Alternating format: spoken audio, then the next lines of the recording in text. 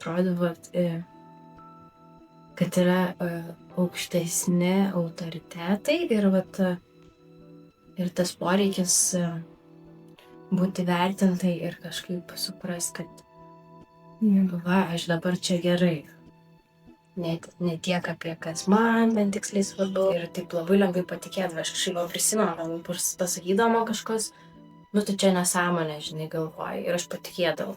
Ir tada, kai turi tokį, jo, gerai, kad man pasakė, kad aš čia nesąmonę galvojau. Ir dabar tai toks, kodėl man šis kažkas taip sakė ir kodėl aš taip patikėdavau lengvai. Man taip nauja buvo tave atrasti tame judesy, buvo taip, wow. Tai man atrodo, daug kas ir nežino, kiek aš esu prišokus iš tikrųjų. Aš šoku iš tikrųjų taip, ne kažkaip profesionaliai, bet tikrai šoku nuo pat vaikystės. 5 metų man jau žinodavau, kad šokis yra kažkaip, mano dalykas. Ir tos aistros visą laiką labai daug būdavo.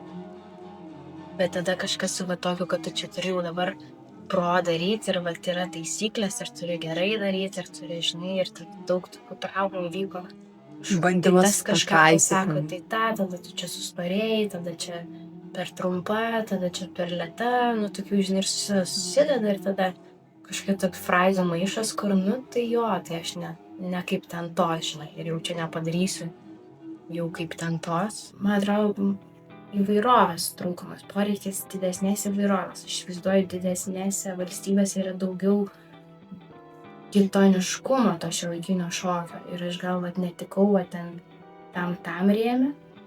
Nes man taip ir sakydavo, kad turiu kitą biškį žanrą. Tai tu gali tik pati darydama, žinai, atrasti pas savo, žinai, tą nišą. Dabar taip aš iš šono žiūriu, tiek kažkokia būdavo mada tos kančios ir tokio prasmės gylio klausimo, kas labai gražu iš tikrųjų yra iš vienos pusės, bet o kur žaismingumas, jaunystės kažkoks toks nesąmonių darymas. Toks jausmas man, kad būdavo, jeigu jau nesąmonę darai, tai čia jau nesąmonė. Tas baimė daryti nesąmonės. Kas po to tikrai su laiku ateina, kad kaip tik tame yra tiek daug kūrybos ir gaivalo to tokio žaismingumo. Tai kyla man tokia prisiminimai, kad sakydavo, kad turi kūrėjas likti vaiku, bet tada viena iš pagrindinių kritikų buvo, Marija, tu tokia naivi. O jeigu dabar kokiam sudalyvaut spektaklį, kur tik šokėja, įdomu būtų ar ne? Šiaip tai būtų tikrai įdomu, bet aš labai daug juokčiaus, man atrodo. Būtų labai įdomu, nes aš tikrai labai pasiilgstu, bet būtų turbūt visiškai kitaip, žinai, aš nebepasiduočiau, nedaryčiau taip, kaip man nepatinka. Bet tada, aišku, dėl kūno jau paėmasiu, kad jau yra nebe tas amžiukas, jau šokėjos pensininkų amžiuje. Bet ir nežinau, ar išdrįsčiau, žinai, Lietuvoje daryti kažkaip irgi. Toks atrodo, nes čia visi vieni kitus žino, čia kad čia dabar Marija sugalvos, žinai, tokį. Kur nors, kur nieks manęs nežino ir aš tokia kaip iš naujo, jeigu pradėčiau. Gal visiškai kažkokį stilių dar biškai kaip tokesnį. Tokia.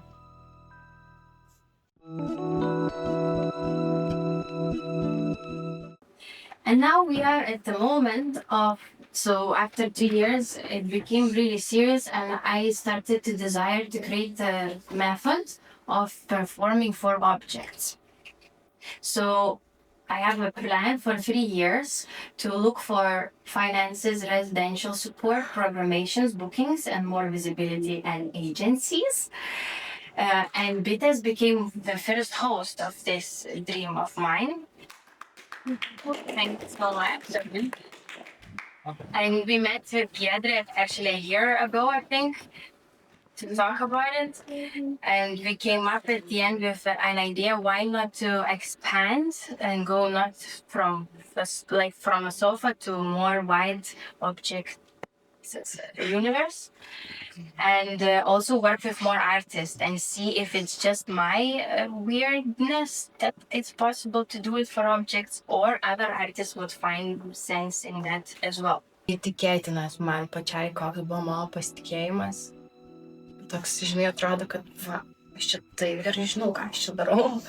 Ir tokios ten geri jausmai man kyla labai, kad atrodo, kažkokį buvau užčiuopus poreikį savim rūpintis ir aš jį buvau atradus. Kaip man vat išeina, žinai, kažkoks toks tikrai buvo labai daug apie save, apie kūrybos ryšys su manim, savim, kas tas mano kūrybinis balsas, toks buvo noras, va dabar aš imsiu ir apsiginsiu ir vat parodysiu savo ir visiems, kad aš vat galiu viena be nieko, vat ir kaip noriu, taip darau. Ir nesiparinu, jeigu ten kažkas netobula ar ne taip, ir jeigu visiškai nesąmonė dar. Ir gerai man tai yra. Tai labai gražu iš tikrųjų žiūrėti, kad aš praėjau tokį etapą ir tada labai dabar būna nostalgija ir taip ilgiuosi, iš kur man tiek buvo tokio įsitikinimo ir tikėjimo, vat, žinai, savim, kad aš čia kažką sugalvoju, nes tuo ir užsikrečia visi. Tada aš jaučiu, kad visi kažkaip imdavo ir patikėdavo, aš pelę ką aš neku, žinai, o jiems taip, oho, čia jau čia jinai atradus, žinai, kažką. Buvo labai gerai įtraukti kitus ir tokį sukurti kažkokį bendruomenės, kažkokį vyksmą, kur yra daugiau žmonių, daugiau požiūrio kampų ir kaip kiti tai pamatydavo ar atrasdavo. Arba ten Kaizelingas, tai iš vis ten visą straipsnį parašė apie tai, savo bandė kažkokius po to bandymus daryti, performansus į tą pusę. Tai toks atrodo, wow, tu gali taip užkrėsti. Labai fainai. Bet aišku, ir buvo jausmas, vis tiek tai yra man kažkoks atrastas dalykas, jisai su manim kažkaip rezonuoja ir veikia vis tiek stipriausiai, kad kiti taip stipriai imtų ir patikėtų. Labai reiktų, žinai, specifinio atveju, kur tiek irgi užsikrėstų šitų dalykų.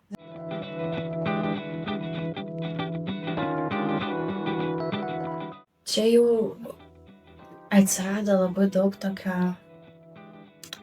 tiesiog laisvės,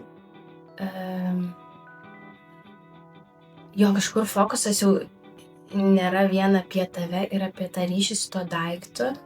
Ir tada tas daiktas labai daug padiktuoja ir kai pasileidai tą smalsumą, jis tiek tau atveria, kaip tau judėti, kaip tau būt, koks tu ten, žinai, gali būti kitoks.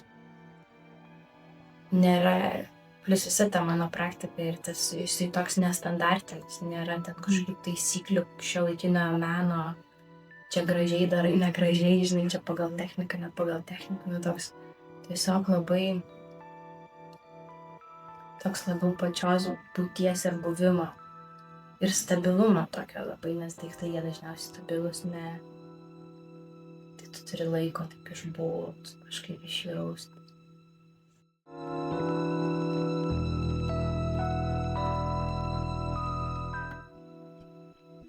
Dabar man yra labai poreikis rasti erdvės, suprasti savo poreikiam. Jie yra, mano dabar yra labai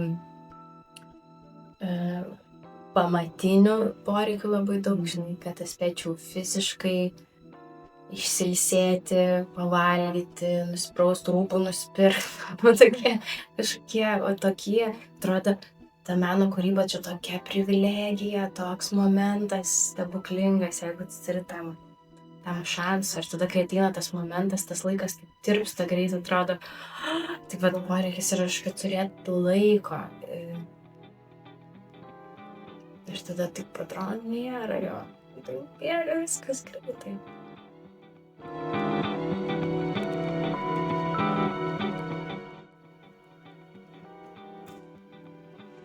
Visokių būna, bet pirmiausia, pagalvojau, New Yorkas. New Yorkas, okei. Nors visiškai pati dar džedžinu šitą mintį, bet galvoju, kodėl, nes neseniai lankiausi ir man toks grįžo jausmas, tos laisvės ir įkvėpimo ir tokio dydžio savo kažkokio.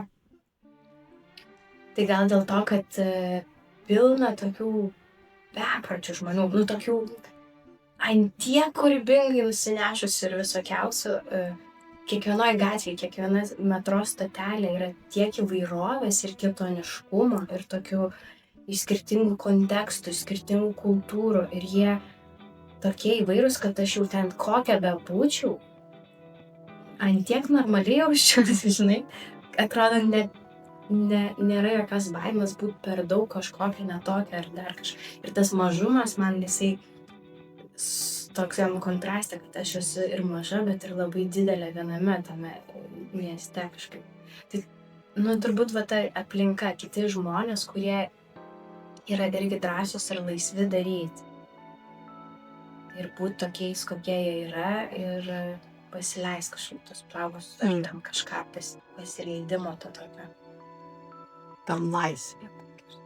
Jo, kažkas tos laisvės jausmas. Ir kūrybingi žmonės, kurie turi tą savo ugnelę, tą aistrelę. Aš jaučiu, kai mes susitinku, pradedam šnekėti ir toks, tu čia jie apie tą patį.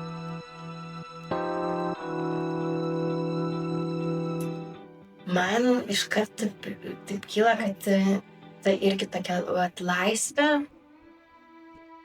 daryti, tiesiog daryti. Ir tą procesą netobulą turėti tokį, koks jis yra. Nėra, kad kažkas turi atsitikti, kažkoks konkretus turi išsivystyti rezultatas, bet va tą tokį stebėti, o kaip vyksta. Tai dėl to aš visiškai įsimylėjus esu iš tikrųjų. Tikrai man labai daug davė. Tokio, kad kažkam įdomu, kad aš tiesiog einu per kažką, o ne, kad pavarei, jėga, patiko. Arba... Imam. Taip. Tikrai, man atrodo, čia yra labai svarbu ir nežinau alternatyvą aš Lietuvoje kol kas. Kad tiek meilės visiems menininkam dažnai eikti per savo kelią. Tik gražiai vardinai.